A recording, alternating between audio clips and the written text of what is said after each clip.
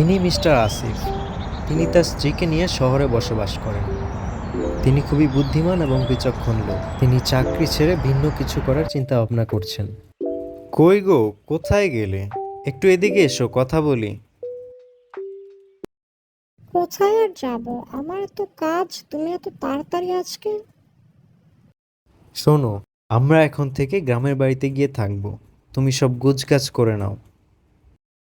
আমরা শহরে অভ্যস্ত হয়ে গেছি। গ্রামে গিয়ে আমরা কি করব? তুমি যা ভালো বোঝো।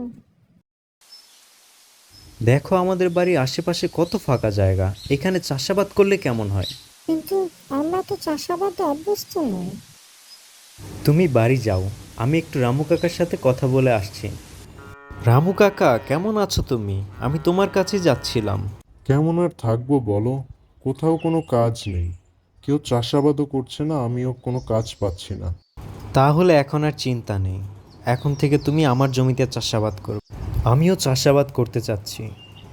তোমাদের ফসলি জমিগুলোতে ফসল অনেক ভালো জন্মে, তাহলে কালকে থেকে প্রস্তুতি নিই। ঠিক মতো পরিচর্যা করলে ফসল খুব ভালো হবে। ঠিক আছে কাকা, আজকে আসি আমি, কাল দেখা হবে। রামু কাকারা খুব ভালোভাবে ধানের চারা রোপণ করেছে। এবার কীটনাশক আর পানির ব্যবস্থা করতে হবে। দেখতে দেখতে ধান কাটার সময় হয়ে গেছে। খুব জলদি পাকা ধানগুলো ঘরে তুলতে হবে, নষ্ট হওয়ার আগে। তাহলে আরো কয়েকজন নিয়ে এসে ধানগুলো কাটার ব্যবস্থা করে ফেলি। দেখলে তুমি, আমাদের প্রথমবারেই ফসল কত ভালো হয়েছে। ঠিক বলেছ তুমি, পরের বার আমরা আরো ভালো ফলন পাবো। এইগুলা বিক্রি করলে আমাদের অনেক টাকা হবে, চাকরি থেকেও তা অনেক বেশি।